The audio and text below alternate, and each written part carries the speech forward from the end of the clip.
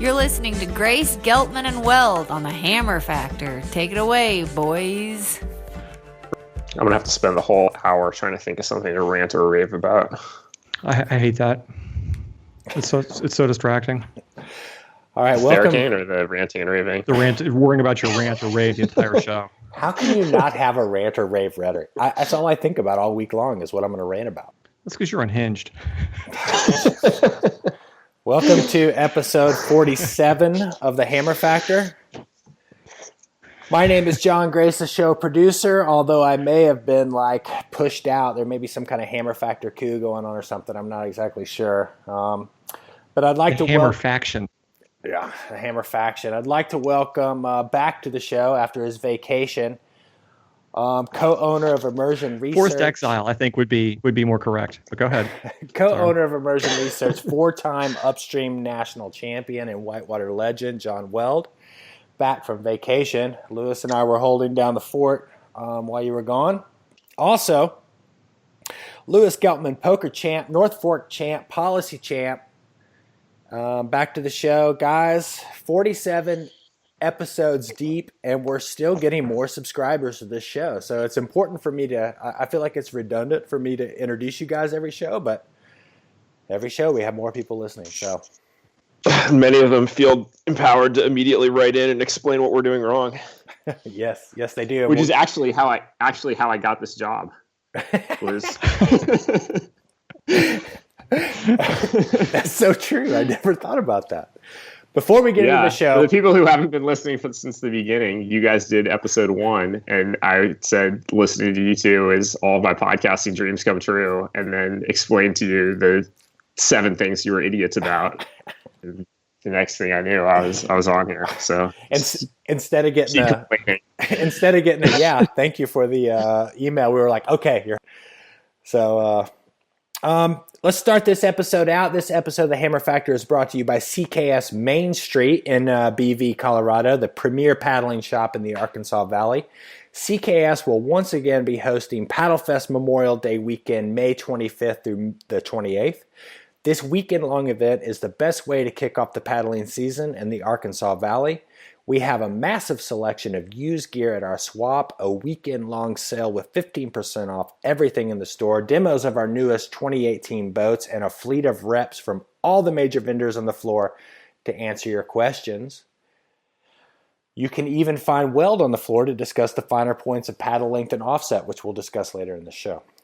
We also have a host of amazing events, and this is super exciting because if you go to the CKSPaddleFest.com website, they have a lot of instruction, events, demos, all kinds of crazy things I didn't even know about. But if you go there and type in all caps your promo code HammerFactor, all caps, all the way across, you're going to get a 15% discount off of all of those, off of any of the courses that you want to sign up for there. Also, each night there is an offering of live music as well as local food and beverage vendors to celebrate the after paddle in style. The website is live, so you can see the schedule and register for your events at CKSPaddleFest.com. Don't forget, promo code HammerFactor, all caps. Get your discount there with any of those events that you want to get on. Mark your schedule, May 25th through the 28th, beautiful Buena Vista, Colorado. Yeah, CK. I had a CKS moment this week. Actually, there's 2 CKSs. There's CKS Online and CKS Main Street. But Bobby called me from CKS Online, the other one, not the one doing Paddle Fest. And I got to tell you, he sounded exactly like Earl. I mean, he didn't always used to sound like this. I mean, identical to Earl. It's trickled down. Well, do you guys know Earl? Oh, yeah, I know Earl. For those of you who don't know Earl's in BV. I have to word this carefully. Earl used to be a person that lived in BV. Okay. Because Earl is still there, but he's no longer a person. Earl ascended into like a Colorado beautification. He had like a beatitude, like a sainthood, 40 years back. English major. Yeah, he achieved like that Colorado beatitude. Is that a word? Beatitude. I think it is. Beatitude, exactly. About 4 years ago, and and I was thinking that maybe Bobby was en route to achieving Earl as well. Have you guys seen Earl recently since he's achieved beatitude? I haven't. Beatitude. I haven't, but I really want to. Can you tell me what he looks like? Well, listen, anybody who's been to Colorado, anybody who lives in Colorado knows what I'm talking about. Earl's very busy. He's always doing something. He has no visible means of income. He's very fit. He doesn't eat. In fact, leading up to the beatitude, is that right, Gelman? Beatitude? What's the correct pronunciation? I can't. Up to the beatitude, he was eating like lemon a day or something. We used to hang with him at the trade shows, and there would be almost no food intake. And then he ascended at some point over the past few years, and that's where he is now. And I was listening to Bobby thinking he is achieving Earl. He's achieving that status. But then I had a second thought that maybe there's like a Colorado accent that is real. Because I don't think Bobby's from Colorado. Yeah, but maybe. There is kind of a Colorado accent, right? Well, when I think of Colorado accents, it's like hella sick and hella yeah, bro, and that kind of stuff. But that's just the NorCal transplants. Maybe so. Maybe. But in any case, I kind of picture Earl like sitting lotus position on a badfish sup, like hovering 7 inches above the floor in his house for most of the day. That needs to be the next Hammer Factor T-shirt right there. Yeah. Well, Bobby, if you are achieving Earl, more power to you. I think that's wonderful. Yes. Well, go to ckspaddlefest.com. Killer event. There is always something to do there. I know I've had a lot of good times. Are you going, Mr. Weld? There's a good chance. Are we doing a live show there? That's what we keep tossing around, right? I know Fred has asked us. If you go, we'll make it happen. We'll figure out a way to make it happen. Gelman's looking very doubtful about this. Going to Colorado to go kayaking? Is that something you're really advocating? You see, here's the thing. I missed the show last week. It took you guys all 5 minutes to have like a very earnest discussion about SUP that perhaps was a little controversial in some ways, but we're back to our roots, which is basically busting on Colorado. And isn't that what the show is all about in some ways? Last week, Weld. Yeah. All right. I'm happy to bust on Colorado, but you did miss a good show. Mr. Dan Gavir, I got to tell you, that guy has been around and seen some things. Yeah, he's been around forever. Real quick, before we get into it, I got a couple things here. James Bird, North Fork champion race organizer, North Fork Championships race organizer. Lewis, you know a little bit about that. The deadlines for their Whitewater Awards are on 4/20. So if you're April the 20th is the deadline for the if you want to get into that thing. I was talking to I was messaging with James about some things, and he wants everybody to know that. Also, I kind of talked about this a little bit last week, and I'll link to this on the website. You now can call in. We have a Hammer Factor hotline, area code 828-761-1121. 828-761-1121. So we love... I got to object to using the 828 area code for the Hammer Factor email. Jesus Christ. This is the world I'm living in, hammerheads out there. You know what I'm saying? I can't please anybody on this show. You know, it's like... I think Lewis is a legitimate point of discussion. There's no question about that. I'm not necessarily disagreeing 828. I'm not saying 828 is a bad choice, but I'm saying it's worthy of discussion. You're making a statement for sure. 828-761-1121, the greatest area code for whitewater paddling in the United States. If you got some listener mail, please, I am requesting that all of our listeners out there, next time they have a concern, question, or anything they'd like to write into us about, leave us a voicemail. It'll be way better than me reading these things. You should just put it in your phone right now, and you can drunk dial John Grace directly from the bar. Dude, anytime some Hammer Factor related dispute comes up, you can leave John Grace a voicemail, and he'll be glad to get it. Hey, you guys are going to get it too. So, but you watch. That's what's going to happen. So anyway, we'll have some fun with it. T-shirt news. We're sold out of T-shirts. T-shirts are gone. So, dude, mine never came. Mine never came either. This is a Ponzi scheme. This whole thing is a Ponzi scheme. God damn it! All I wanted was a Zinky Sup shirt.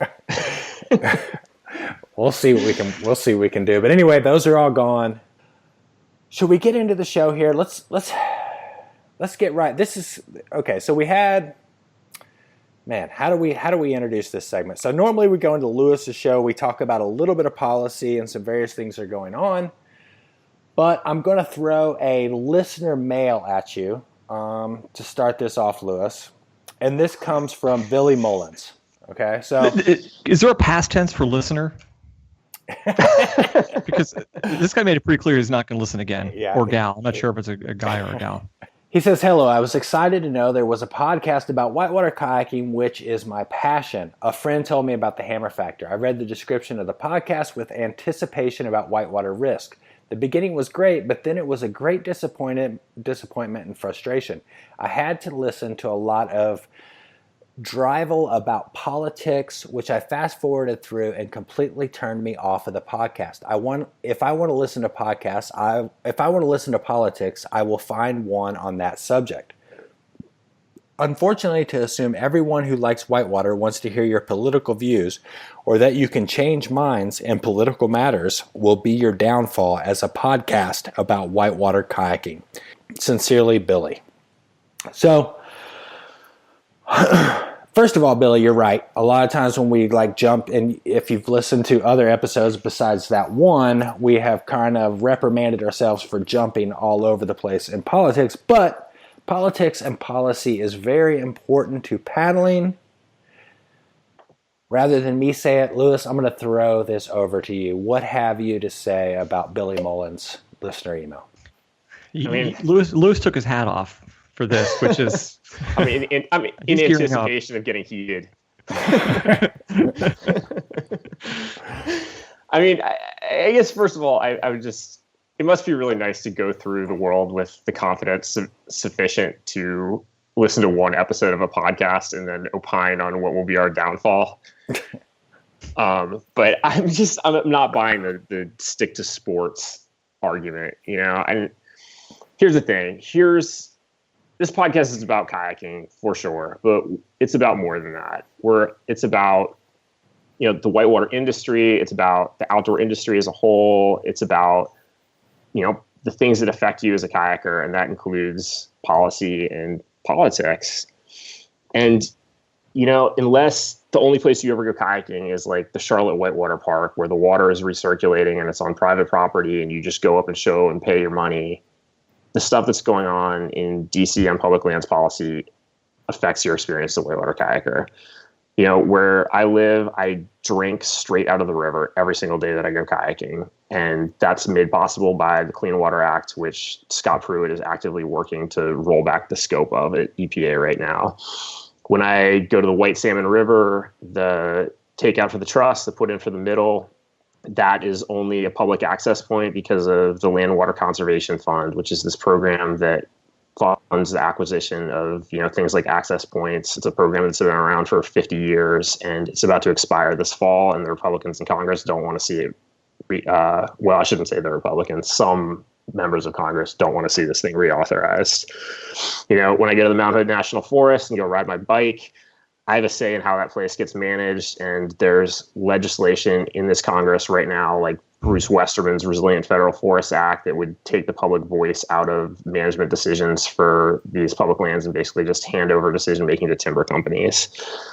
So, this stuff affects us as whitewater kayakers and outdoor recreationists every single day.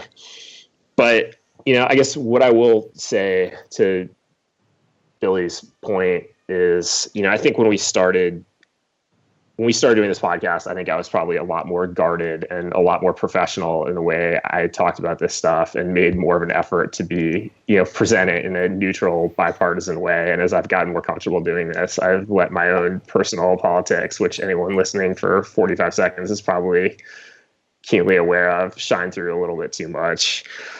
And I will try to do better on that front because, while most of the real legitimate threats to this stuff right now is coming from Republicans in Congress and it's coming from this administration. Our organization, we have, it's extremely bipartisan. Like you can look and see, you can run like membership data against voter files and things like that and see what, the membership of any organization looks like. And our organization and our member organizations are super bipartisan, like very close to a 50-50 Democratic Republican split.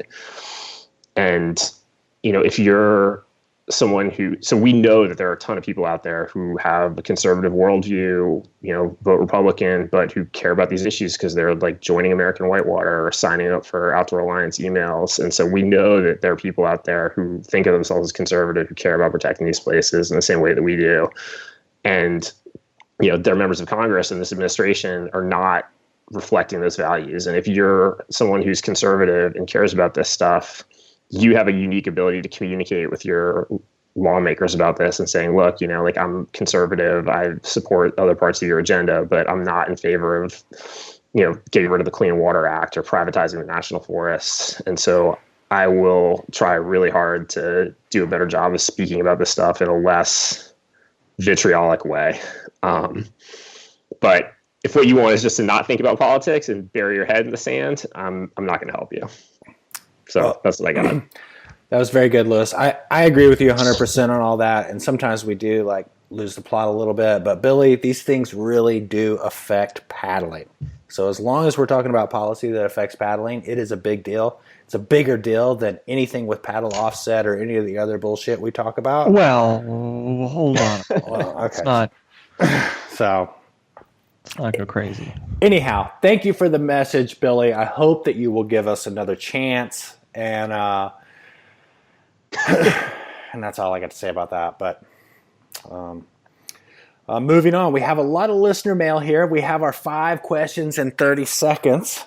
I got to say, I hope that people use our new voicemail to send us some letters because this is going to be so much fun. I'm kind of bummed we couldn't get like 1-800 Hammer. Oh my God, you're still worried about the area code? No, I just want it to be like memorable. I've already forgotten it. Well, it'll be a link on the website so you can check it out. But I'll go ahead and say it again: 828-761-1121. 761-1121. You're on the air with Hammer Factor. we need a jingle of some sort. Okay. Let's rush with our theme song. I asked him about it. I think he's waiting for inspiration to strike. I do believe that he's actually going to do it at some date. Whether we will have abandoned the podcast by then is TBD.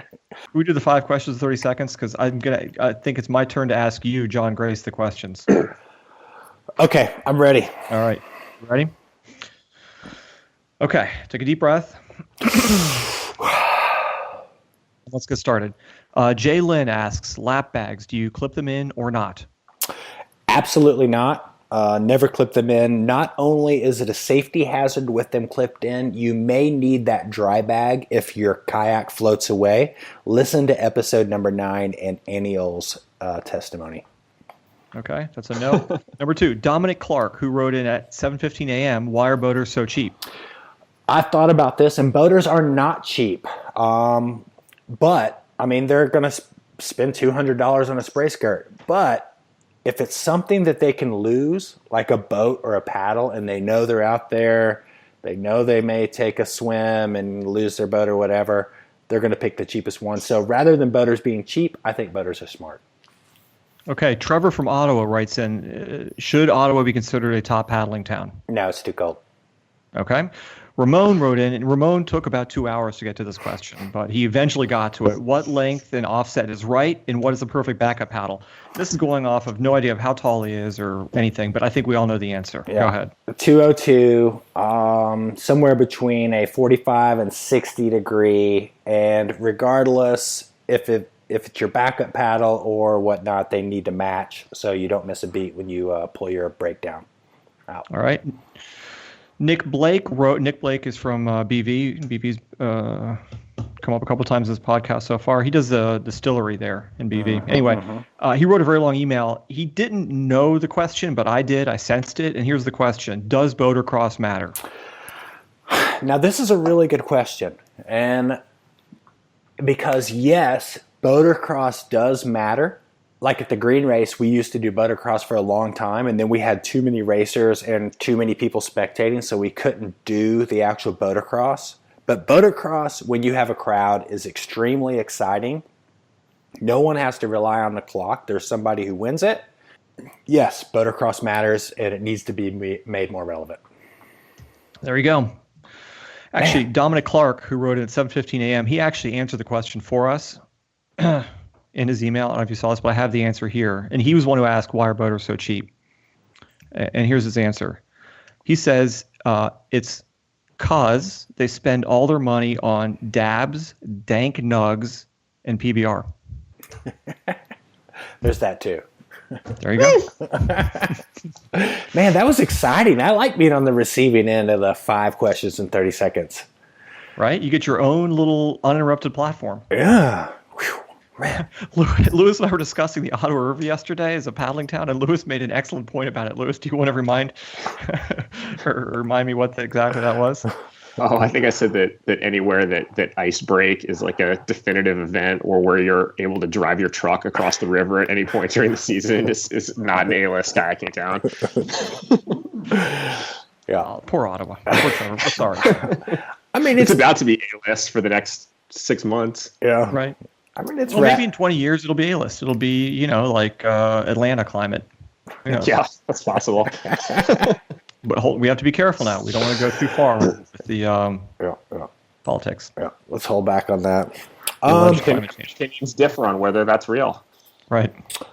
You want to be sensitive in how we discuss these things. I'm not saying a word here. Dabs, dank nugs, and PBR. Got it. Just check it off. Where do we want to go with the rest of these listener mails? Let's read Chuck Thornton's. Yeah, that's important.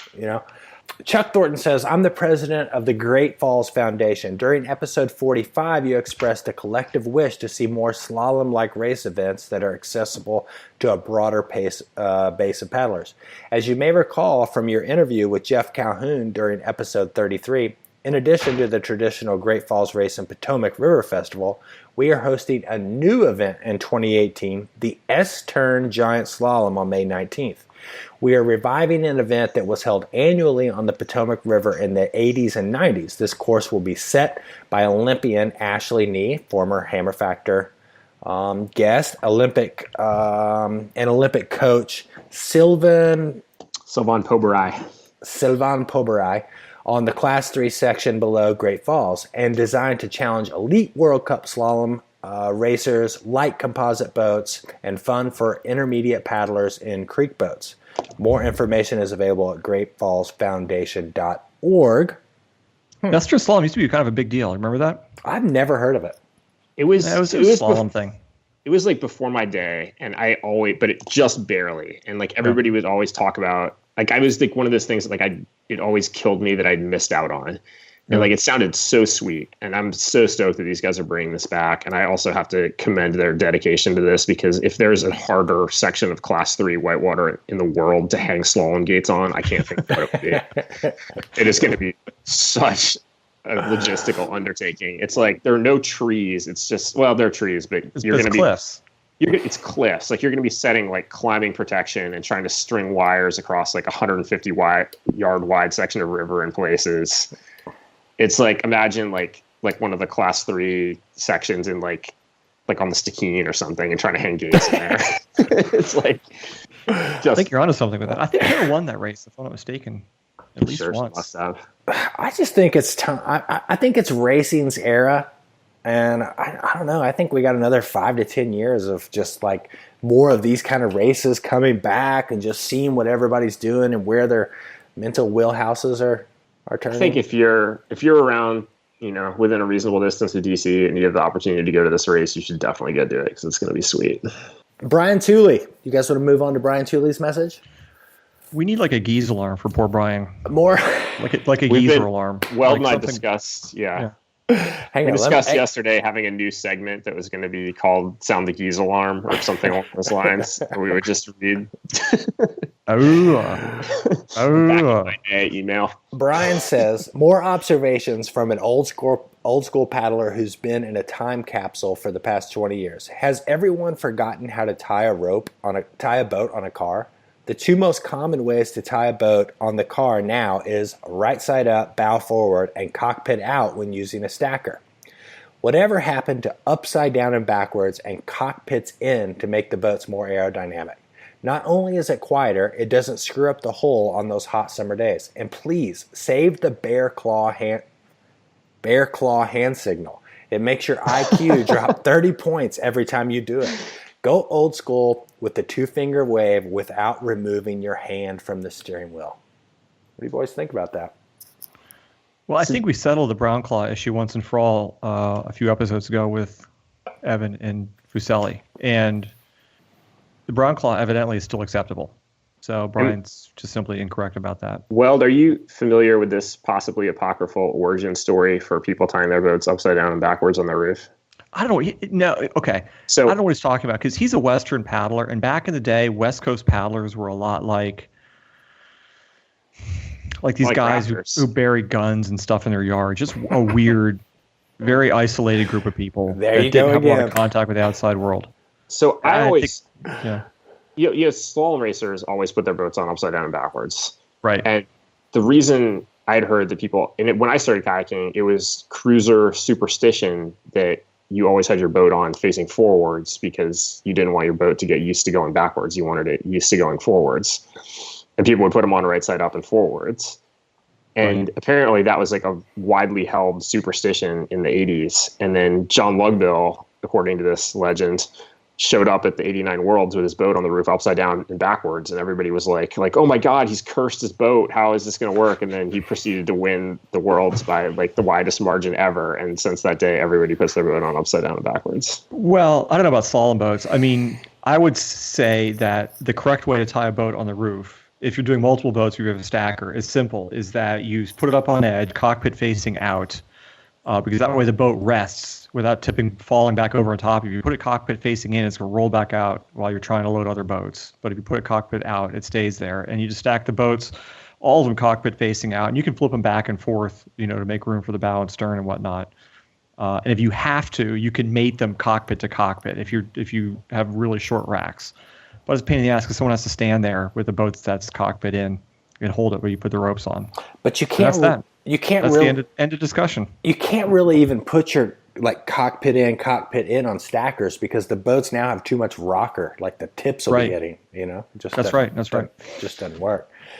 Yeah. I'm gonna sound off on the brown bear, or what's he call it? What's Brian? Bear claw. No, right. I mean, that's the geezer alarm. Yeah. Brown bear. So them kids are throwing the bear claws. When you guys see people throwing the brown bear, are you ever just Google Lady Gaga Little Monsters symbol? That's just, for some reason, I just can't think of Lady Gaga when I see people doing the brown claw. But anyway, thanks for that message, Brian. Let's see, Rahul. Hey, Lewis and Johns. This is Rahul, longtime listener. Hammer Factor is my main source for getting kayaking outdoor policy related info. Love the rants and rave. Mark's Hunt's letter was incredible, by the way. Thanks for sharing that. Listening to the podcast on the way to the river really fires me up. I enjoy Lewis's segment on the outdoors. It's a great way for me to stay plugged in and get the right amount of info from a credible source instead of getting distracted by clickbait articles on Facebook. Also laughed my ass off when Lewis made fun of the paddling cruise. I thoroughly enjoy John Weld derailing the conversations and making everyone laugh makes the podcast more fun. And lastly, John Grace ensuring everyone stays on topic, but realizing that they have gone over their allotted time. When I wrote you last time, you gave me some great suggestions. Grace and Geltman, I've been running my local rivers at higher levels and got myself a party brap. Running those rivers at higher flows has definitely been fun and challenging. Still getting used to the party brap. Point number 1, I was hoping you all could talk about the Stikine, the preparation, mental and physical preparation, the one-day descent, your experiences in the canyon. Since I'm a new kayaker, I won't be paddling the Stikine anytime soon, so until I do, would like to live vicariously through you guys and learn more about the place because everything about it just blows my mind. Wanted to get some info, and point number 2, wanted to get some info regarding Lewis's return to paddling. I tore my labrum and went through surgery, and now I'm back on the river. I've noticed how I get tired more quickly on the river and how things that were easier before have become more challenging. I was wondering if Lewis could share how he returned to the river after messing up his shoulder, and what's he doing to keep the shoulder safe and strong. This is so on time. Keep up the great work. Look forward to hearing from you guys. I'm going to throw this to Lewis. Lewis, you're recently back on the river. Should we do the second one first, and you can talk about the Stikine? Well, I think with the Stikine, if you have to ask how to prepare for the Stikine, you'll never know how to prepare for the Stikine. But wait, I do have some good advice to prepare for the Stikine, but go ahead, Lewis. On the shoulder thing? Yes. Man, just keep doing the PT. Like, I mean, my advice for anybody with shoulder problems is go see like the absolute best surgeon you can see and go see the absolute best PT you can see. Like, don't go see the generalist who, you know, your dad's tennis buddy recommended. Go see the guy who's in a major city, guy or girl who's in a major city who does nothing but shoulder surgeries on athletes, and like go see that person and get that person's advice.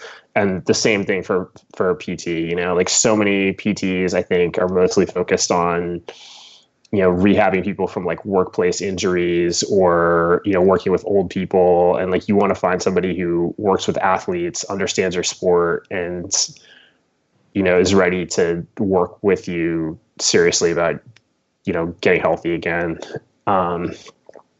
I mean, I guess that's my first piece of advice. The second is just to keep doing all those rotator cuff exercises and go to the gym. Like for me, like I hate lifting weights. I hate going to the gym, but I know I have to do that in order to feel the way I want to feel in the boat.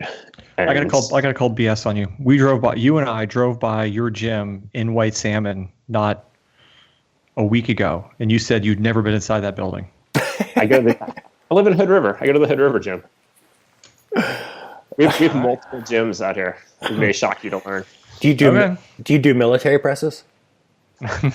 Per the advice of official orthopedic surgeon of the Hammer Factory, Brent Weasel, I do not do military presses. Personally, I'm a big fan of military presses. That's all Grace does. Military and squats.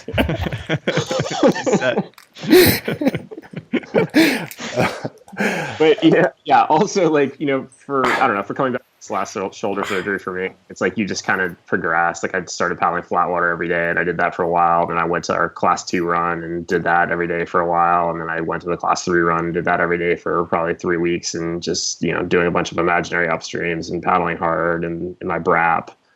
And then, you know, I've just been back out on our normal backyard run here, just doing dawn patrols every day and just trying to get strong here again, and feeling pretty good, man. I'm pretty fired up. I think there's a great piece of advice to take away from that is like the incremental changes that Lewis is doing. He's sticking with it day after day on easier things, and you make little bitty changes, and before you know it, you're up to where you can confidently run class 5 at, what were you out there the other day at 4.5 feet or something? Yeah. So I think my takeaway from what Lewis just said is it's okay to start at the bottom, but just keep doing it day after day after day, and you'll build yourself up. Yeah, and just like to me, I think just making a point of getting volume is helpful. Like, you know, like if you live somewhere where you can't paddle whitewater every day, like try to paddle flat water as close to every day as you can, and just, you know, build strength. Yeah. When it comes to the Stikine, I have one bit of advice for anybody who wants to go paddle the Stikine. And Lewis, you can quit your job. You have got to get divorced. Leave your family. One thing about the Stikine versus a lot of other rivers is 3 or 4 times a day you're going to paddle into the meat of something, and that is the line. There's a lot of rivers that you can go to, and even if it's the big rapid, you can clean it. You know what I mean? Like, you can keep your bow dry if you just really stick it and whatever. But every day, at least 3 or 4 times on the Stikine, the line is, all right, you just got to plug into that and be ready to deal with it. So biggest thing is, if you want to get ready for the Stikine or a river, the Stikine in particular, just be ready to paddle into some big holes, do some cartwheeling and some surfing, and roll up on the other side. So get your shoulders strong. Get your shoulders strong. Do practice rolls and then go run Fear Canyon on the Ilaho at like 200 or 300 Humex and see how that sits with you. Yeah. Great listener mail there from Rahul. My boy John K. All right. So the whole weed conversation was a bit of a sleeper. It took a bit, and maybe this is typical for weed conversations, but it didn't really. We're continuing on this. This is the same trend from last time. Maybe it's typical for you guys. Jesus. John Kessler. You're speaking to that. I'm just saying we're going to get like 20 emails in like 6 weeks about this. It's like 2 weeks later, people were like, "Birds? What? What are they saying?" I had a friend of mine from Colorado, a woman named Julie, call me, and she was halfway through the podcast, and I'm not going to say she was hysterical, but she was really worked up, and I was encouraging her to write in, but she never did. But Julie, if you're listening, we're still waiting to hear from you on this issue. She had a lot of points to make about it. What was her point? I'll be honest, I'm not sure. She was just fired up. That's kind of how I am most days. Jonathan Kessler says, "Hey guys, apologies for the previous drunken post," which I'm not going to read that one. I wanted to chime in on the conversation with Dave about weed and whitewater. I'm like Dave, I will not partake if I'm nervous or scared. So using cannabis on your home run with shining sun is just magnificent. I also thought about the point of being a bit high and stumbling across the rescue situation. This is where I think booze and weed deviate. If I'm buzzed on booze and come across a rescue situation, my reaction time and decision making is inhibited. If I'm cruising high and come across the same situation, my high goes away, in quotes, immediately. HGIH. I'm focused and thinking clearly. Don't listen to him, John K. I know Weld and Geltman may disagree, but I would rather paddle with stone competent boater than a buzz guy who prides himself on not swimming. I think if I had a couple of beers and I came on a rescue situation, I'd be filled with heroic confidence and would do something. You're saying your high would go away immediately? Haters gonna hate. Haters gonna hate. Don't listen. Grace, give us some perspective on this. Don't listen to him, John. Is this a true sentiment here? I think he's got good points there. Perfect. I was telling you a story about my friend who went paddling with you and Daniel and the rest of the crew. My buddy who was down there with you guys. And he called me after the show and reminded me that the punchline of the story was you guys were smoking an awful lot before every river. And he was thinking if there's ever a point at which you guys had stopped, that's where he would not put on that river. He'd be like, that is some serious shit that I'm not going to do. Let's put it on the flip side here. It's a good litmus test. He's, Chase is a smart guy. Let's on the flip side here. Tom Janney. Hey, fellas, I really appreciate the show. Lewis's info is great, as is all the banter and interviews, etc. I'd like to comment on some points from the weed and kayaking episode, mainly disagreeing with comments from Fusili and Grace. I'm all good with people partaking, but prefer to boat with paddlers that don't praise jaw before paddling, mainly for safety reasons. I'll quote the CDC. Marijuana can slow your reaction time and ability to make decisions. And it's backed up by a link here.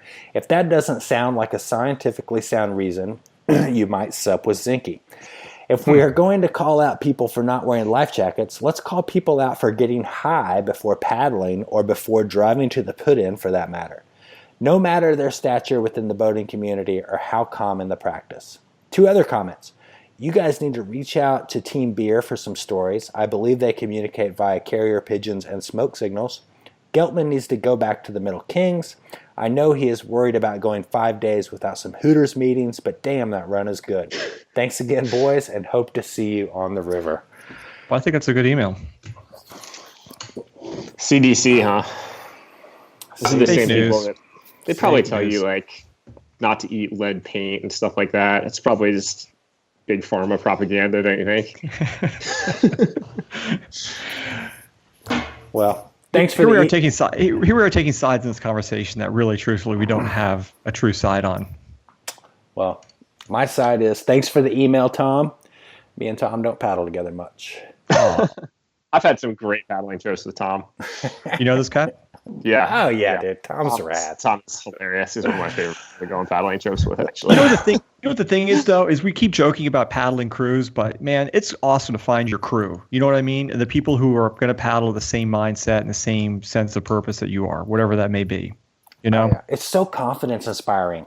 You know, when you get with that group and everybody's on the same page, everybody's looking out for everybody, that's really where the great things happen. So, Tide Pod Bandits, don't Keep on keeping on, boys. Yeah, keep on keeping on. All right, thank you. Did we read this Morgan Tate email? Should we It was do a Tim good Kennedy email. We should first? read that. Morgan Tate's a great email. Yeah. Okay. Morgan says, hey, Hammer Factor. Thanks for kind of saying something, the awkward laugh, and noting that there are some hardcore females. When Dan Gavir decided to belittle women, unknowingly or knowingly, I'll be graceful and give him the benefit of the doubt. I hope you find this less as hate mail and more as constructive criticism. I started listening to the podcast because my boyfriend loves whitewater kayaking and listens to y'all. And y'all talk smack about Dim Boys, which my brother was a founding member of, so I had to listen to the episodes with the small blips on that.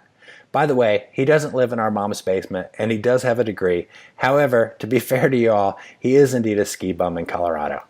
I can neither confirm nor deny the Bong comment. I do believe he skipped the Tide Pod craze, though. This is great. In regards to Gavir, the small things are important and they are noticed. Women deal with BS side comments regularly. It does not make it okay. It's a cultural issue. I wouldn't make those comments about men or children, or listen to them for that matter, so I hold the same expectations for how people speak about women. Women are listening, maybe even little girls. Like the previous discussion on talking to kids about weed, it's also important to talk to your kids about being inclusive and supportive. Kayaking is already a masculine culture, particularly in relation to the media that surrounds it, let alone the stats of participants. I was pretty bummed when I started to hear Gavir's talk. I was going to have to turn off the podcast and chalk it up as another space where men feel it appropriate to make misogynistic comments with no recourse. There are a multitude of badass ladies that kayak stout water or generally live badass lives. I'm blessed to know them, and I'm thankful for every time they encourage me to get out there. Though I have not yet forced myself to do anything with consistent class 3, which should tell you that I do not consider myself a kayaker. I think it's important to highlight women in the sport, particularly because I think it encourages more women to enter the sport. I also think it is important to call out even small forms of profession. Y'all talk about the NRA, the environment, business, etc. I know you have highlighted the issues of patriarchy in the Olympics, and I think this discussion is just ongoing. Your podcast consistently talks about numbers, and you all compare kayaking to other outdoor sports, and no one is quite sure why whitewater kayaking has not grown more or why boat companies have a hard time making it, beyond the fact that there are just not as many participants and cost is a factor. I think making women more visible in whitewater kayaking media would greatly help the sport and outdoor culture. Women do make up half the planet, and their participation and inclusion, in my humble opinion, would only help the sport. Sincerely, Morgan Tate. First of all, big thanks to Morgan for writing that in. That is a super bomber email, and I'm going to throw that over to you guys. Lewis, do you want to kind of give a little backstory on the comment that Dan made? Yeah, I wasn't here for that, so I couldn't comment on that part of the show. Yeah. Let Lewis and I take Thanks this. for clarifying that, Weld. I mean, I could. She's 100% right about all of that. Dan made a comment last week, something about, I mean, I don't need to repeat it, but it was not an appropriate comment. And I sort of awkwardly half said something. And I wish I had been a little bit more forceful in that. It's awkward when it happens because, you know, like we don't want to be confrontational with our guests. Dan is a good dude and, a good friend of ours. And, but what he said was out of line. And what did he say? It was just like he said something about women preferring SUP to kayaking because they're not going to flip over and hit their pretty faces or something like that. It was just like, it was not appropriate. And was he saying a sincere comment, or was he making a bad joke? I think it was a bad joke, but it was definitely a bad joke. I cringed a little bit when he said it. Yeah, and I mean, I don't want to. It's hard to like. Even now, it's hard to. It's like we don't want to talk about it like behind Dan's back or without giving him an opportunity to defend himself. But it's hard to know what the appropriate way to navigate that is, and we probably didn't do as good of a job as we could have. And all of Morgan's points, to my mind, are spot on. Well, I mean, I know I said this before, but I'll point it out again. I cannot count how many times I've gone to a kayaking event or been someplace with other kayakers, and I've been introduced as the owner of IR and Kara as my wife, right? That's just assumed. That's an assumed situation, an assumed arrangement, which of course is simply not the case. And Kara takes it with a level of dignity. I mean, she's not going to make a stink out of it, but I know it's a shit sandwich. Yeah, well, if anybody really knew the case there, they wouldn't say that. No, they wouldn't. You got that right. Anyway, well said, Morgan. Thanks for the email. And I really think it was off-color humor on Dan's part. Yeah, agreed. But I could say why kayaking isn't growing. It's because it's fucking petrifying. That's why. I mean, most people look at kayaks and like that's a coffin. That's a plastic. That's a rotomolded coffin right there. That thing. So let's not get into the sport and numbers. Although we did find out last year that there are about 250,000 SUP boards sold in the U.S. every year. I want to know how many are sitting in garages with cans of paint on them.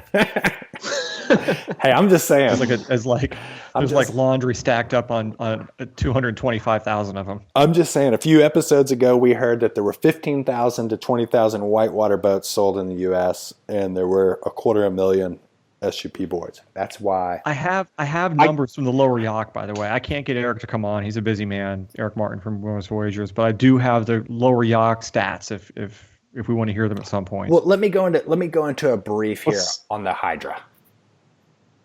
Let's save the Lower Yacht for another day because I want to talk about that for longer. Where are we at on time here? I think we can probably get it in. Oh, we're already at 55 half minutes. an hour after we said we'd call Nicole. Okay.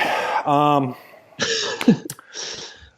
right, I got to cut Tim's email short here on the Hydra. He has a lot of good points about the Hydra. If you don't know about the Hydra, and I know about Hydra is the company. I do know about Hydra. Hydra was my first plastic boat I ever paddled. Was a Hydra Mustang. It had Don McLaren's signature molded into the deck in white letters. My boat was purple. On the bottom, it said in gigantic letters. This is on the bottom of the boat, molded into it. Hydra, the spirit of whitewater. Right? When I did a pop up in that thing, badass, my friend. Badass. You saw the spirit of whitewater torpedoing out of the water in like an orca whale. Well, it was gorgeous. When I first started kayaking, I don't know if it was the very first boat I sat in, but it was definitely my first favorite boat on the lake at Valley Mill. Grace was an orange Hydra Taurus. Valley Mill. Yeah, and those had an overwhelming urine smell to them. I don't know if you remember that or not. From like countless campers on hot summer days urinating into them. Listen to me. Hydra was the only company to make a plastic whitewater C2, the Duet.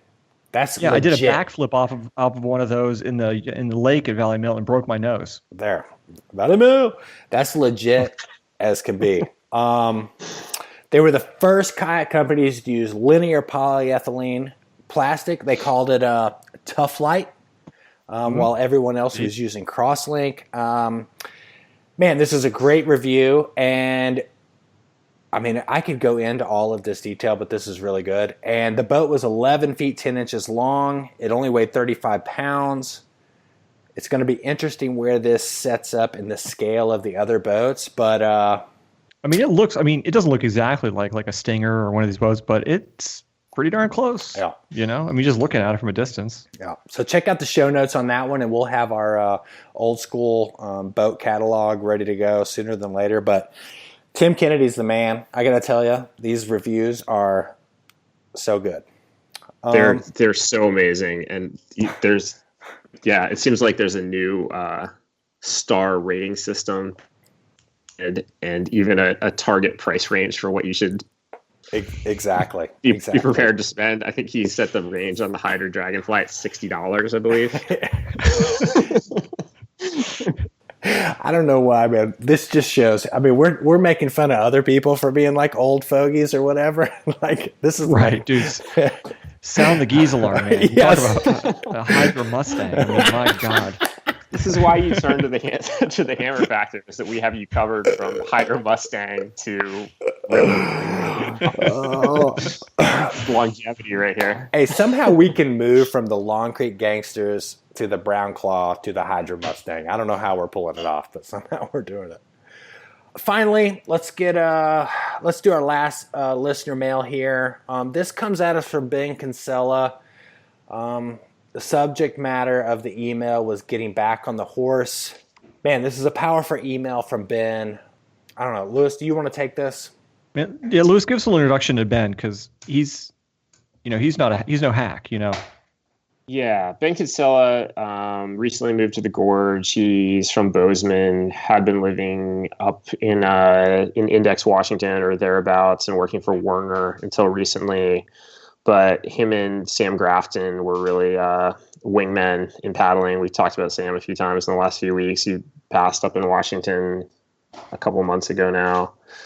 And Sam and Ben, I mean, if you guys aren't familiar with their body of work, those guys were doing some of the most next level big water paddling that's ever been done in the last, couple of years, and running whitewater, like, high water, tum water that will just, make your hair stand up to even look at it.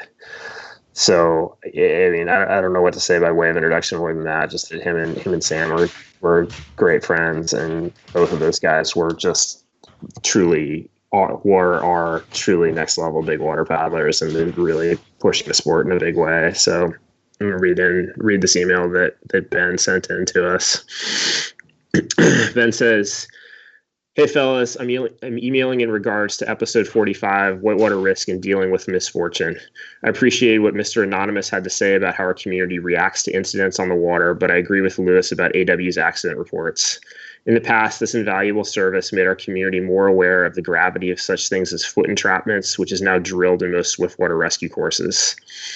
Although I think Facebook is the devil prior to the whole Cambridge Analytica scandal, it certainly serves as a forum for us to discuss sensitive issues with our peers and hopefully gain insight that can be retaught or implemented. With that said, I will address my true reason for writing in, the fact that I'm still hurting.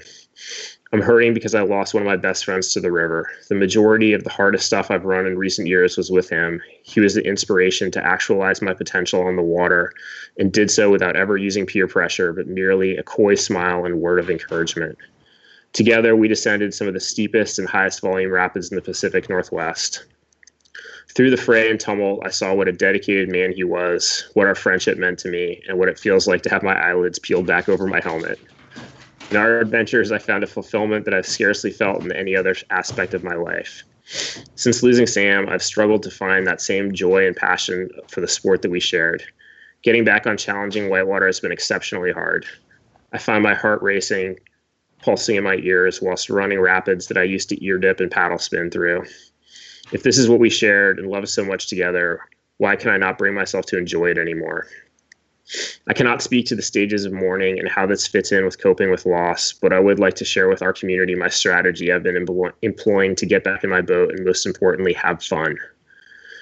The ethos of this method is best established with the concept of beginner's mind. Thanks, Doug Ammons. To establish a beginner's mind is to look at something you've done thousands of times with a new lens, that of a novice. For me, this is manifested in paddling easier things, yes, but moreover by honing in on the small things that I find most pleasing about kayaking. Squirting an eddy line, gliding into the current, or noticing the geology and landscape surrounding the water. Through these means, I've been able to slowly work back into a state of enjoyment on the rivers Sam and I loved. I'm not yet back to where I was before his accident. However, this technique has allowed me to refocus, re-energize, and remember the core of what makes this sport so magical. Taking notice of the little things is helping me to grapple with the crippling grief of the question, why? Why do we do this? Why did the accident happen? Why can't I find the flow I once had? Maybe this method can help someone else out there dealing with some of these same questions. Loss is a part of life. Dealing with that loss is something that is done individually, but also as a community. I hope all of the listeners of the Hammer Factor and beyond know that we're bigger than just the half dozen people we see at the takeout every weekend, but a global network of like-minded enthusiasts. I know many of us are struggling with losses from the Pacific Northwest, the Southeast, and abroad. I share in your grief and think of you and the ones not with us every time I paddle. Keep paddling, keep exploring, and keep your paddling partners and loved ones close. Sincerely, Ben Kinsella. I mean, we have talked about this email a good bit on the backside of, how to address it and what to say about it, but I don't know. What do you guys think about this? Stands on its own, It's incredibly hard when you lose your friends, and sometimes it takes a really long time to want to do that, to kind of dive into those risks again. And, maybe some people don't want to at all eventually, but I think just taking it as it comes is the way to go, I think, I think I'd love to have Ben on the show to ask him to talk about this in person, just because I think there's some points that some things I'd love to ask about, but I don't think are fair to ask unless he's here to discuss them, because I don't make any assumptions here. But I mean, you can't escape. The one thing you can't escape is these guys were running really, really hard whitewater. I mean, big stuff, Oh, next level, no doubt. And I early on in the show, I remember discussing my weird theory of risk for most people. And, I've always felt like most people go through life at like a 99.999% level of safety. Like they make their decisions based that there's like a 1 in 100,000 or more or smaller chance that they'll have a problem. We will start approaching like 99.9% level of risk, of something terribly happening. You start getting into crazyville, we were talking about a 1 in 1,000 chance of dying if you try something. That's really a huge, gigantic risk, And where do you start running this big whitewater, where do you cross the line into that? Is that something Ben, is that what he's talking about getting back into? Is that really what he wants to do? How does he feel about that? Do you think but that's something I have to have Ben discuss, before we even made past any kind of judgment or anything on that whatsoever. Man, those ebbs and flows and the way it all changes. I don't know. That's tough. And my hat's off to Ben for writing that in, and 100% without a doubt, Ben will find his Stoke again, as will all of us when that kind of thing happens. But man, what an email, guys. Yeah, that's some serious stuff. Should we move to our celebrity guest, Nicole Mansfield? Yeah, let's do it. We're only 45 minutes late, an hour late. God, we're so late. Real quick, before we get Nicole on, did you guys realize that the Dim Boys are now officially going by the TPB? I did see that in the New York Times news feed a couple of days ago. I didn't read the full article, but I did see that. So Lewis, you can feel like I went back and listened to that episode, and you, John Grace, are the one who coined Tide Pod Bandits. I did? Yep. Okay, I'm looking for I can never come up with something that clever. Nicole, are you there? I am. Hey, guys. Nicole Mansfield, welcome to the Hammer Factor. You are on with John Grace, John Weld, and Lewis Geltman. How are you today? I'm doing great. How about you guys? We're good. Thanks for waiting for us. We're like an hour late, something like that. I've been wondering what you guys have been jabbering about, but I'm sure I'll find out here soon enough. Mostly the Tide Pod Bandits.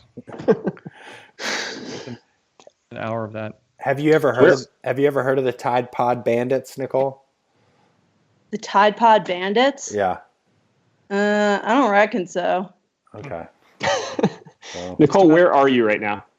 I'm in Victor, Idaho, in Parker's house. Nice. Yeah. Little ski sesh this morning. Nice. I feel like we need to give Nicole an introduction. And I don't even know where to begin. I feel like Nicole should need no introduction because Nicole is a legend. I don't know. What's the trip she just did? Nicole, just stand by. We're going to talk about you for a few minutes, all right? All right. Yeah. We want to hear... Standing by. We want to hear about this Middle Fork salmon float ski trip. I saw a couple pictures going around and it looks unbelievably sick. Tell us about what you did out there. Hang on a second, Nicole. Before we get into this, Nicole, hang on, Nicole. Can you introduce yourself? Just tell us where you're from, a little bit about what you do for a living, and then we'll get into your most recent trip. This is why you should not give me any responsibility for interacting with our guests. Bring us back, Nicole. Tell us a little bit about where you're from, how you got into the sport, what you do now, and then we'll get into your most recent trip up in the Frank Church Wilderness. Oh, damn. Right on. I'm from Buffalo, New York. Went to college out in New Hampshire where I learned how to kayak, PE program. And then since there, have grown into a bit of a gypsy dirtbag kayaking ski addict. Moved out to Colorado. Then came out to the Pacific Northwest. So I've been kind of calling home for the last 5 years. And been doing lots of waitressing, other odd jobs, and just recently, last couple of years, been working for World Class. So you worked for CKS for a little bit, right? Yeah. At some point there. Like, was that right out of college you went to work for CKS? Yeah, pretty much. I was working at the Gap outlet in Frisco, and a kayaking buddy that I just recently met was like, maybe you guys should go check out the Arkansas Valley, and went paddling there, met Earl and Chad on the river, and pretty much quit the Gap and started working for CKS. That's a shame because that was probably a good career trajectory for you that you maybe should have explored. But I know. I was really good at folding shirts. So you worked at CKS, and what years was that? Approximately? What years was that? What year was that? No. 2005, 2000, probably the summer of 2006, 2007, and 2008. And were you just really starting to get into kayaking in those years? Or were you pretty established by then? Those were, I definitely was getting more into kayaking at that point. In college, they have a great outdoor program, but it was always a battle to find people to go kayaking as often as I wanted to go. And then all of a sudden I showed up at the Arkansas Valley, and there's play parks everywhere. I could go play boating during my lunch break, river running after work. So I got super addicted to it there just because it was so accessible and so many rad people to go out there paddling with. And then at some point, I don't know exactly how this went down, but the Dem Shits van showed up and you got on, or did they abduct you? Or how did that happen? Yeah, more or less like that.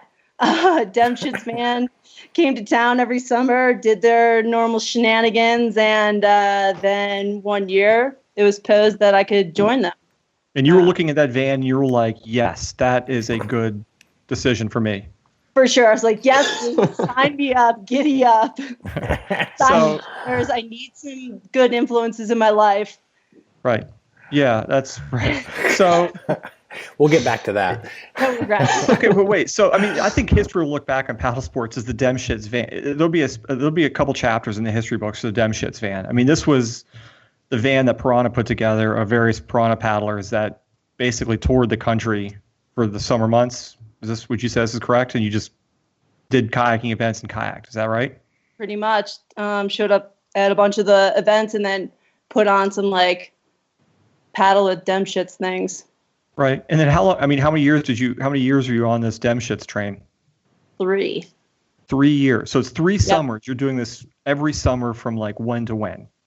Generally around April through, I feel like Golly Fest was kind of the end of it, but the official end was in July, but we usually kind of like hung on to the van for a bit and did some East Coast, some Golly Fest, Moose Fest, things like that. So who are the cast of characters in the Dem Shits van? Well, it was a revolving door for sure. Some points it was, I'd say the main cast of characters are Dave Fusilli, Jared Seiler, and Graham Seiler. But at any moment in time, there could be at least a dozen other people in that van. Right. So this goes on for, I mean, there's a lot of paddlers out there listening to this thinking like this is probably the most awesome way to spend 3 summers back to back. And I'm sure there's a lot of good times, but at some point you had to have been like, if I do this again, I'm going to hang myself. Yeah. No, it was super awesome during that time. It exposed me to like so many new places. I learned so much from those guys. I mean, is that really where you became like a serious kayaker? I mean, was there like is that when that happened? I think, yeah, for sure. I was definitely pretty serious into play boating before. And then with them, I learned a lot about the boof stroke. I thought I knew how to boof. Turns out I definitely did not know how to boof. And kind of found more of what interested me in the sport. And I got more involved with the sport for sure. So what defense mechanisms would a gal like you need to build up in order to deal with living with the Dem Shits crew day after day for months on end? Like, what are the important skills? What's the important skill set there? Snacks. Plenty of snacks. Right? Because they're not stopping for any reason? No. I don't know how many times I'd be like, so we didn't do breakfast, we didn't do lunch. What do you guys think about dinner? They'd be like, grab yourself a beer. I'm like, well, I wanted something else for dinner. I'm like, well, we got steak shakes in the back. Protein powder with water. So if you want to chew anything or essential oils, like granted, this isn't all the time, but recommendations. Also not taking things too seriously. Right. Having a good filter. So I don't want to spend. I could spend forever talking about the Dem Shits van because I don't know. I find it to be interesting. But could you quickly describe like a particular like low point and then a particular high point? Like where during these travels are you just like has gone too far, and at what point were you like this is the best thing that's ever happened to me? Particular low point. There's a conversation about sharks versus bears. And I think maybe probably about the 5th dozen time that we entered that conversation about who would win in a battle. This is an earnest discussion, like an earnest, thought out argument. Oh, very. It originated because Jared's pillowcase had bears on it, right, and Graham's pillowcase had sharks on it. Right. And this is super serious. We go into details and for hours on this, and at some point, man, I don't know if I can really handle this conversation anymore. I mean, I remember you. Like I'd be like at an event somewhere like at WV or something, and I'd see the van roll up, and you guys would tumble out of there, and I gotta admit, you guys look. I mean, you look pretty dazed. You look kind of like a little stunned. You know what I mean? Yeah, it was an adventure. Yeah. All right. So what's a high point? Like what Like, what was the high point of this? Wait. You're not getting off that easy. The low point couldn't be the battle between the pillowcases. Is that... I think it's a symbol of a mentality that can be a little bit grinding. You know what I mean? Oh, that is hilarious. There's our next T-shirt. Oh, for sure. Sharks versus bears. I don't know. There's probably, I can't think of anything particular, but there's probably some moment where I found myself a bit in over my head as well. That might have been a low point where I'm like, how did I get here? Was there ever a moment when you just like, I don't know, something happened, you swam, you lost your boat, you're hiking through the BC hellfuck, and all of a sudden you're like, what the hell? It's like, bring us to that moment, like that moment of just like, you're just like, am I going to see my parents again? That's how my kayaking trips go anyway. I feel like I have a bunch of those in my life. I'm trying to think of one in particular with them, and kind of failing at the moment. Yeah. I mean, there was one pre-Demschitz where I was paddling with all the same cast of characters. It was my first time ever in California. We ran out of gas twice on the way there. First run, Summit Run. People probably know that. And one of the second rapids, I like piton my boat, break the foot block, not the end of the day, get worked in a hole. They decided that maybe I shouldn't be paddling the rest of it, or maybe I decided that. I don't know. And drove back to Colorado. From Tahoe. Yeah. So I drove out there with Connor Finney, otherwise known as Ball Demschitz. Oh. Or Wizard Ball, I've also heard. Yes. Man of many names. But, yeah. I don't know. There's lots of, yeah. I mean, I feel like, for this is an outsider's perspective, but, one that's in the industry, I feel like you emerged from those Demschitz days as like a real paddler, like a paddler of note. You know what I mean? It was sort of your trial by fire. And that's when we started thinking we need more female paddlers, and you hit radar as definitely a sponsorable paddler. So I don't know if that's true or not. That's how you feel about it, but that's how we saw it, at least. Right on. I learned a lot from them. They dealt with a lot of my like for me, I took the boof. Like in my head, I thought that you had to boof regardless of when the rock was next to your hip.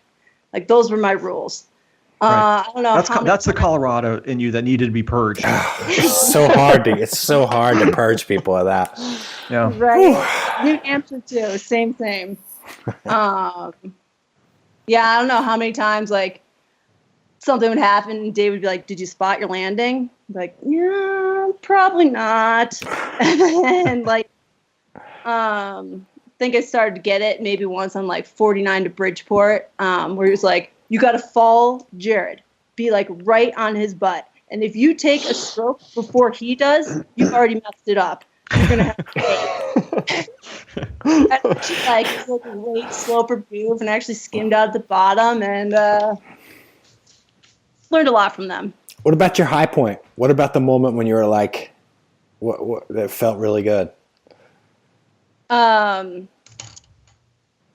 just the epic road trips. High point. Getting to the North Fork, getting to run that. Seeing the Little White and having the Beaver Boys take us down.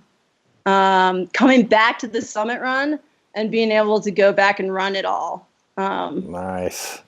That always felt good to me when I got humbled somewhere and I went back and it didn't seem so gnarly. Right.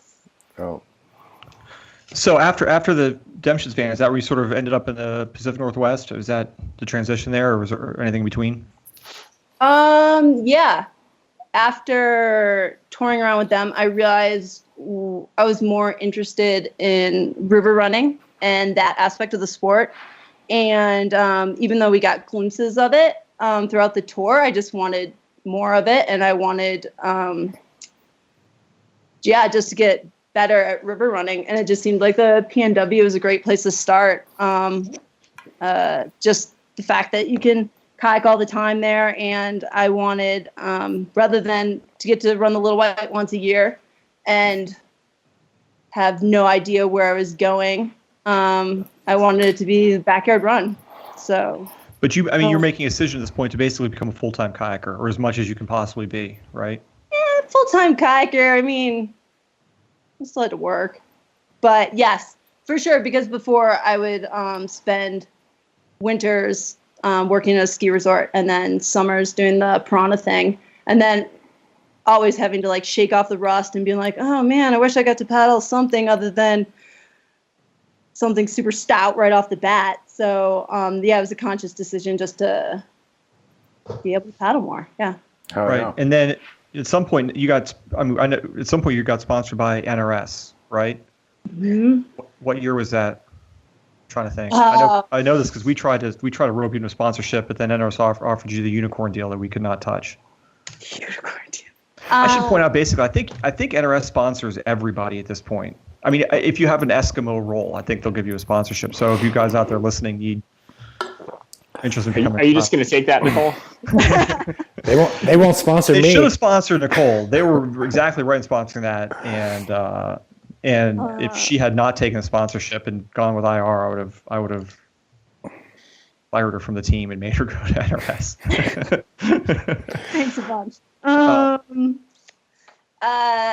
When I was working at CKS, Chad and Earl just definitely hooked me up with. I just got to know a bunch of people from the industry. And Gator was one of the guys that would every year for Paddle Fest.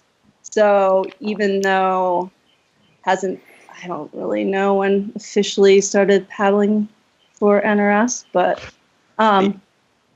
to be clear, I'm listening back. I'm thinking about what I just said. I'm not in any way knocking Nicole's paddling skills. I'm commenting on the fact that NRS's team is gigantic. I have no idea how they can afford to do it. That's my own personal beef. Sorry, Nicole. Go ahead. Working on correcting our inappropriate comments. And right. on a more silent like real time, rather than waiting for like 50,000 angry listeners to write in. Right. I noticed you guys' rewind at the last episode. That was well played, Lewis. Oh. I'm just flattered you're listening about that. All right, so I'm trying to piece together the life of someone who kayaks more. I mean, I'd call you a career kayaker. Wouldn't you say that's the case? I mean, as much as anyone else is. I sure do it a lot. Yeah, I mean, every time we try to find you to do the show, you're somewhere paddling. Yep, that's true. I'm sure addicted to it.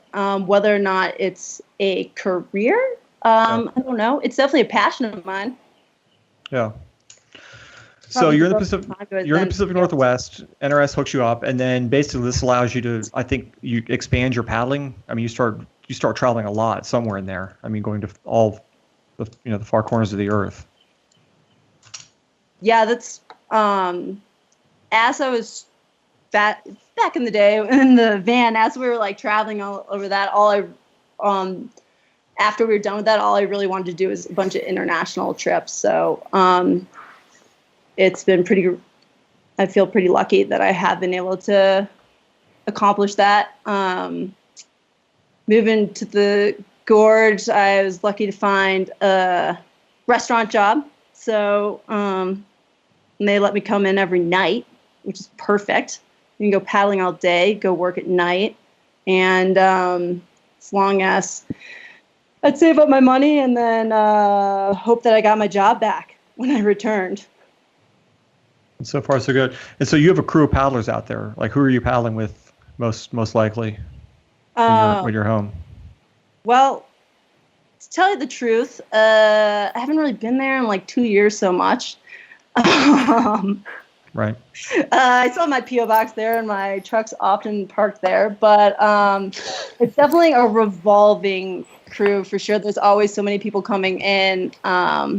There's so many great posses of people out there. It's really hard to say, who the official crew is, but I'm always pretty stoked when I get to go out there paddling with BDP or when some of the good girlfriends come to town, or I know like Joe Kemper and Jordan Slaughter are always out there ready to rally. So, I mean, I feel like there's a pretty robust women's paddling scene out that way.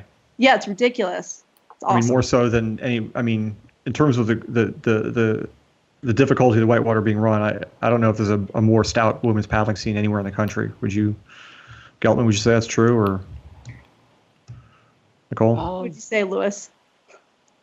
It seems plausible to me. I feel like I can't really speak to the Southeast as much, but there's definitely a sick scene of women paddlers out here. And I think what seems really remarkable and cool to me about it is just how, I don't know, it's just like everybody seems really supportive of one another. And like there's always like, you know, there's a bunch of women running the little weight, and there's a bunch of women running the lower, and there's a ton of cross-pollination between those groups, and everybody's supporting each other and stoked, it seems to me. And yeah, Lewis, you hit it spot on. So at some point in this, you take a job with World Class Academy, which I guess in some ways is like an institutionalized Demshits. I mean, you're back in the van. True. Shark versus Story bear. of my life. Now you're in a leadership role. Right, now you're maybe getting a legitimate paycheck. Ish. Right. So explain what World Class is. You know, I think most people are probably familiar that it's a school of some sort, Yeah. but how does it work? I mean, who goes to this? How long does it last? What's the program? And what did you do there? And how did you get involved, and what do you do with them? Oh, man. All right, go. We'll start with, I got involved with them 2 years ago. So I've always crossed paths with them, whether it was out in Lachine or I don't even know where else I've seen the school, but like all over the map. And I always thought that it was pretty awesome. Road tripping about, doing your school, going kayaking. And then finally, I was like, all right, well, let's see if they'll hire me. I think I'm mature enough.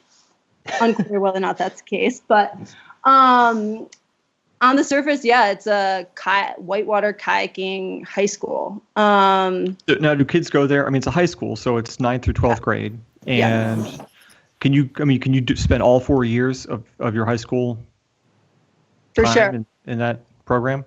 Yeah, definitely. But there's like a mix. There's kids who go there for like 1 to 3 years, and there's kids who go there for their like token semester that they're super fired up about. And it's pretty cool. Last year, there was a big contingent of kids from the West Coast and all over the world. And then this year, we have a lot of kids from the Southeast, and still a bunch of like European and South American paddlers. And it's really cool because there's just like so much more than what on the surface it is. All of a sudden, you know, there's like 15 to 19 kids thrown together. You're going to go live out of a van. You're going to do classes, and then you're going to go paddling every afternoon. And I feel like they come away just learning so much outside of the classroom. Like all of them, their kayaking skills just improved dramatically. It's kind of ridiculous to witness. And then just like their independence and leadership. I know at the beginning, some of the kids, will like pack up and to like have lunch by the river or something like that, and you'll forget a knife or something like that, and they'll be like, "Oh, where's the knife? Where's this? Where's that?" And you're like, "We forgot." And by the end, you like look over. It's like weeks later, and some kid's got his like spinach leaf like fist deep in the jar of jelly. He's like, "They forgot the knives. We're just gonna have to make do." And I don't know. It's just cool to see all the kids grow over the time, both into like more experienced whitewater paddlers and just grow up a bit. So how many kids are in the program altogether? Right now we have 19, and Right. there was 15 earlier. And then you asked for a job, and obviously you got it. What do you do for them?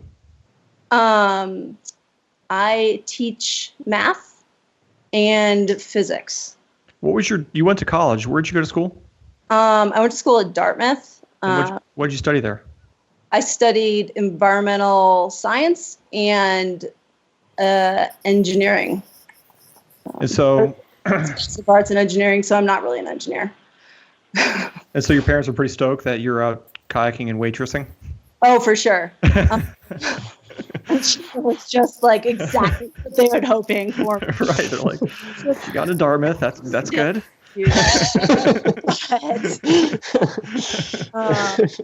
it's been pretty exciting to like relearn my math that I had all since forgotten in those years, and torture kids with triangles is what they mostly consider it.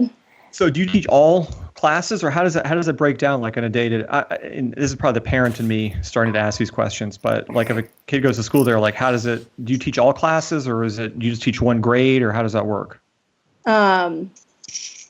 So day by day is you wake up, you do morning workout, you have classes, and then you go paddling. We have 6 staff at the moment. And like I said, for example, last quarter when we were in Chile, I was teaching Spanish 1, Geometry, Algebra 1, and Physics.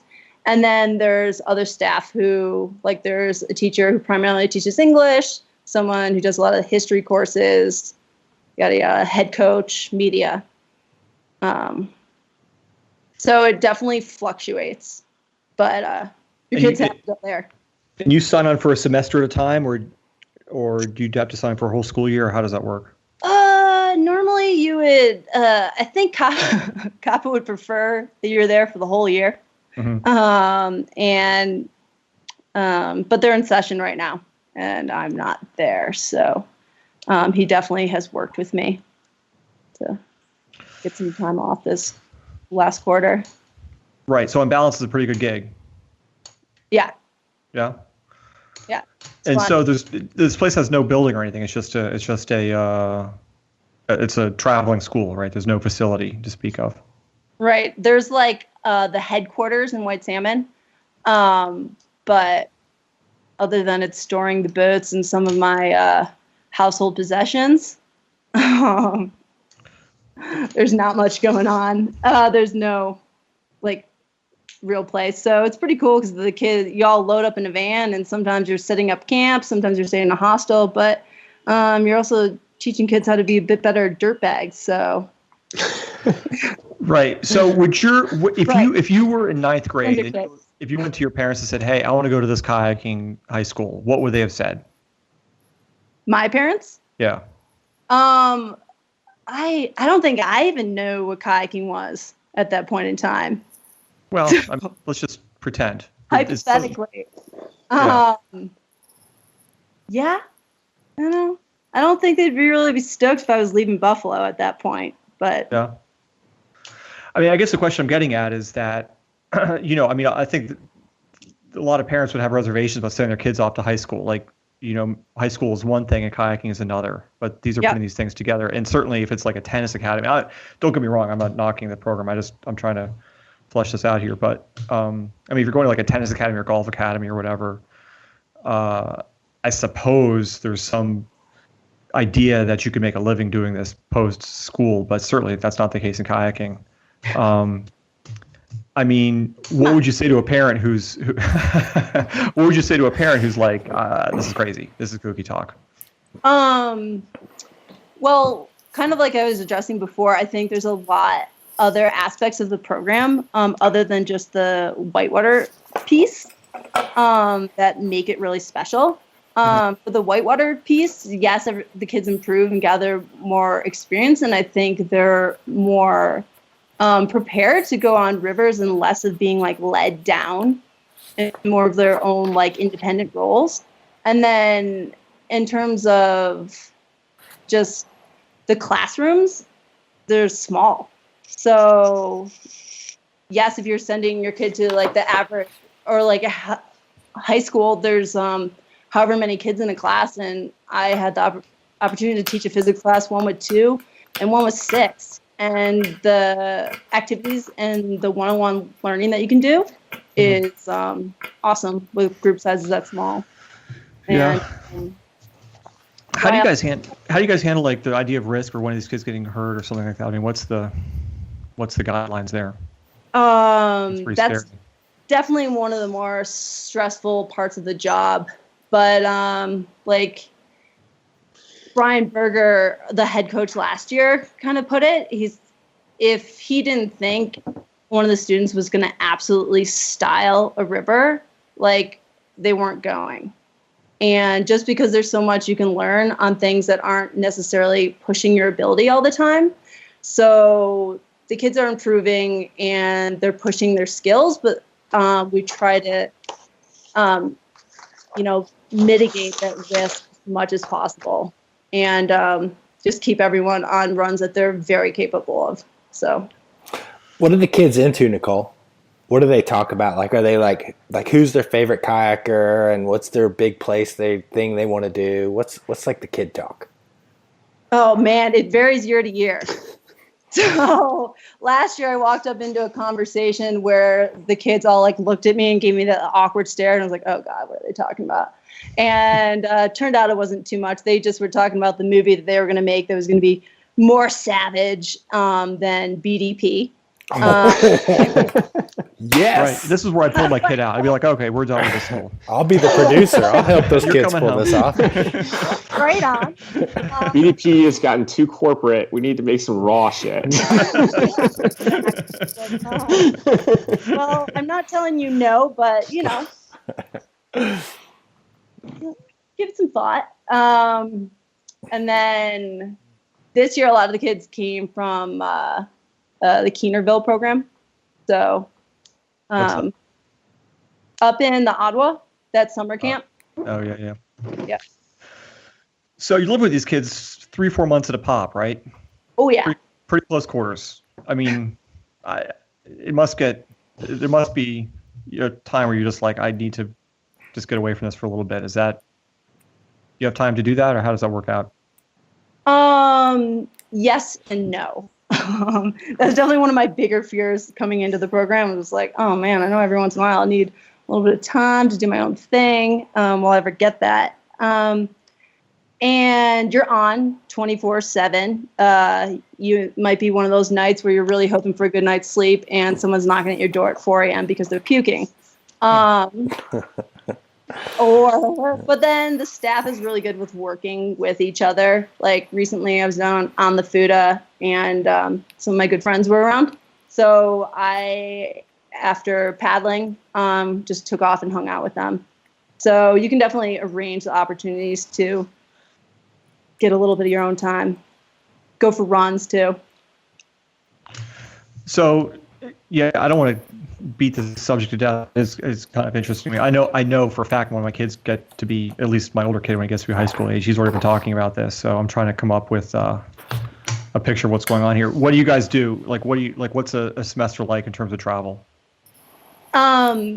First and fourth quarter are in the U.S. or Canada. So fly into a destination, pick them up at the airport in the vans, home base, rally around, cook your own meals, stuff like that. And then second and third quarters are international. So for example, this year, second quarter, we went to Uganda and Zambia. And then third quarter, we were in Chile. Very cool. All right. So what's next? Like what's next 20 years going to bring, do you think? We're going to go back into engineering? Yeah. Environmental sciences? Yeah. That's a good question. I can only really think a couple weeks down the road, and I'm planning on driving out to Quebec and go get cold and hopefully surf some big waves. And hopefully next year get hired back at the World Class again. And yeah, who knows? Maybe I'll become a astronomical engineer here soon, but I reckon that's not going to happen. It could happen, but before Nicole, we're kind of running out of time, but I'm super interested in this expedition you guys did in Idaho, because I'm not sure I've ever heard of anything like this. Can you give me the rundown of what you did and where you did it? Yeah, we just did like a 10-day trip in the Middle Fork salmon. Something I've always wanted to do, just because being that I'm a passionate skier and kayaker, I'll go floating down rivers and just looking at the hills and mountains you're passing through and just wondering what they look like in the wintertime and whether or not you could ski them. So I was pretty stoked. Everything lined up, and we rafted and had some duckies and accessed some cool terrain, and everything lined up where I don't think we got really lucky. No snow bridges, but still snow in the mountains. And yeah, stoked. And you guys were exploring lines in places that no one had ever been to, correct? I think another group has been down there skiing before, and then there's some. We also heard of other groups potentially heading in this year, but yeah, when we were assessing the Abbey conditions in one of the spots, we're like, wow, we're not someplace people normally go. We're pretty far out there, pretty remote, and who knows if anyone skied those lines before, but. Man. I don't reckon too many people have been out there. Do you think this kind of thing is going to catch on? There's going to be more of this kind of like multi-sport paddling expeditions? Man, I hope so. I mean, was it rad? Like, would you recommend doing something like this? Oh, man. As we were floating out, all I wanted to do was spend a couple more days because we were passing these other zones that I really wanted to check out. And it just leaves me to wonder like what other places you can do this. I'm super excited. I've been inspired by like what Jules did on Waddington, and then like what the boys went up and did on the Lower Stikine paddle out a couple years ago. We're actually hoping to do that, but I don't know if that's going to line up this year. Man. So yeah, I think there's awesome potential to access just new and different ski terrain and get to go paddling. Yeah, what a killer prong of the sport there. You're kind of pioneering. You're on the pioneering edge of that, Nicole. Yeah, right on. I don't know, man. Something doesn't add up here. That's what I want to know. How big is the trust fund? Maybe we should just get that off the table now. All right. Trust fund is so deep. Oh, mine's big too. Or it's NRS. What does NRS pay you? 400,000? Am I close? All right. Well, Nicole, we got to get into we got to. You pieced together an amazing life, that's for sure. It doesn't add up financially. I'm not sure how you do it, but it's amazing. Like I said, waitressing. I missed out on a lot of parties, but got to go kayaking a lot. So. All right. Well, Nicole, we're kind of putting you in the hot seat here. We are way over time here, and but we are going to close this show down with everybody's favorite section of the show, our rants and raves. But before we get into our rants and raves, we have a rants and raves sponsor for this show. We do. Yes, we do. I'm going to bust this out right now. Liquid Logic is sponsoring the Rants and Raves section of the show. We here at Liquid Logic would like to share a rave. We'd like to rave about Grace, Weld, and Geltman for getting together and making the Hammer Factor happen. It's been a salty, hilarious, and informative ride. We'd also like to say thanks for the props and thoughts on our boats here on the show. Calling the BRAP, in quotes, the boat that saved kayaking is a great compliment. which I don't think that was hyperbolic at all. Which we didn't think was possible from Weld. And just so you all know, we have a couple more boats coming out this spring. The smaller Delta V73 is coming as you speak. The Deltas are a cross between the BRAP and the Hefe series, a boat that Grace spent a ton of time in. Also coming out this spring is the Home Slice, our version of old school slicey fun mixed with modern surf hole and shoes fitting comfort. Maybe someday Geltman will understand comfort. Cheers, fellas, and keep up the great show. So, two words, Liquid Logic: smaller BRAP. Right, Nicole? The horse is dead. We just keep kicking it. Okay. I want a longer BRAP. Yeah, I want a BRAP 79. But anyway, we digress here. We're getting into everybody's favorite section of the show. This is where, Nicole, if you don't know, you rant about something that is got you a little, or you rave about something that's got you fired up. Don't do something softball, like don't rant or don't rave on how great the wilderness is. We all know that. We want some hard-hitting rants or raves. Yeah. Try to offend somebody. That's right. Thank you, Geltman. Yeah. We'll give you a second. You'll go last. We'll give you a second. Give me a second. Well on that. Yeah. I'm going to go ahead and lead this off, and I'm going to rave about Kevin Colburn. This is just what I was talking about. No, but let me just tell you what. This is kind of a softball. Yeah. this is kind of a softball hit here, but let me just tell you. Kevin Colburn has been working on Duke Energy. Kevin Colburn, I guess I'm raving about American Whitewater. You're right. This is incredibly softball. But I'm just going to say, for a decade, Kevin Colburn has been working on this FERC relicensing thing for a dam in Great Falls, South Carolina. Looks like the money has come through, and there's getting ready to be a new whitewater park in South Carolina, Great Falls, South Carolina. So, come on. I got to be able to rave about that. I just found out about it like literally 10 minutes before I got on the show. Kevin Colburn is one of my heroes. Yeah, for sure. Who's next? Throw it out there. Geltman, you've been thinking the entire show. I have. I got kind of a softball rave too. You guys suck. I try not to rave about the Columbia River Gorge because oh my God, here we go. It gets more attention than it needs. But man, it rained this weekend, and I'm gonna rave about the Wind River, which neither of you guys have probably run. I've ran the Wind River. I know Nicole has run the Wind a ton. Loves it. I thought I missed proper wind season with my shoulder this winter, and we got a ton of rain this winter, and we got nice proper high water wind on Sunday. And it is like, when it's high, man, it's like the first half hour of that run is like the Stikine without the pools. It is just like, it's totally scary and totally awesome. And like, yeah, high water wind. That's my rave. I like that one. All right, I'm going to rant. Thank God. I'm going to rant against drone footage. It's over, gang. It is over. Do not send any more drone footage to IR. Do not make any more videos with drone footage. It's done. Period. Really? I'm putting it. Yes. There's nothing more you can do with a drone that's of any interest to most people. At this point, when people see drone footage on Instagram, they're swiping past as fast as their fingers can go. I'm going to blow you away with some drone footage. Take all the drones, put them on eBay, get rid of them.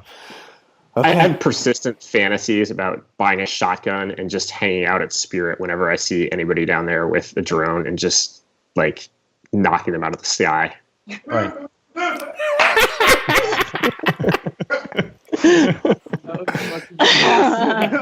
And there's another T-shirt. Okay, Thank Nicole. you, Geltman, for getting my back on that one. Nicole, on the spot, what would you like to rant or rave about here on the Hammer Factor? Oh man. You know what? We're gonna go ahead and rave about Pat Keller. He showed up in the PNW and went and fired off some stout 90-footer that I don't know why hasn't anyone else run it yet? So and lace it like just a few of them. So giddy up, Pat. Way to find a new waterfall. Was he wearing a life jacket? Well played. Was that was Big Creek Falls? Is that right? I think so. Yeah. You gone up and looked at that before? Uh-huh. Yeah. Have you? I have. Yeah. It's gnarly. Right? Doesn't look like a lot of volume coming off there. It's about 60 feet too tall for me to think about. Agreed. But well, I don't know how many years. I'm not even gonna say it. Anyway, that's killer. Yeah. Is there a picture of that waterfall or anywhere? Is that like been posted? Is this something I can see? Because I don't know anything about this. Social media. Social media. Yeah. Was it shot with a drone? Hopefully. Well, anyway, thank you for coming on the Hammer Factor, Nicole. Awesome insight. Killer hearing your stories from inside the Dim Shits fan. Lewis and John, always a pleasure, as always. Thanks, guys. All right. There we go. Thanks, Nicole. Yeah, thanks, Nicole. That was great. Cheers, y'all. I'm Hammer Factor's biggest fan. Who's in the background there? That's me. I'm Hammer Factor's biggest fan. Who is that? That's Tomps. Yeah. How you doing, Lewis? Good, dude. What's going on, bud? Yeah. I'm bummed. I usually listen to all these Hammer Factors while I'm skiing, so I'll have to listen to the rest of this one. But you know what? You didn't miss much. It was the same old horse. You know what? Let's put a bonus edition in there. All right, come on the show. Who we got here? Can you introduce yourself as Hammer Factor's biggest fan? Yeah, my name's Eric Johnson, and I'm Hammer Factor's biggest damn fan. I love it. I'm the first to view all the shows every week. So. All right, Eric. So since we got you and we're going to put you on the spot here, let's go ahead and hear your rant and rave to shut us down. You get to shut us down. I don't know if I have anything to rant or rave on. Well, you say the biggest fan. You've probably been stewing on something forever. Yeah, I'm going to go ahead and rave on the ski and kayak, the link-up trips. I think it's a really cool use of two technologies that were used for discovering and exploring the Earth, and still using those methods to do that. It's pretty fun and unique way to see some unique areas. Yeah. There you go, Eric Johnson. So you should try it. Skis attach really well to sea kayaks. All right. Well, thanks for listening to the Hammer Factor, and there you go, multi-sport.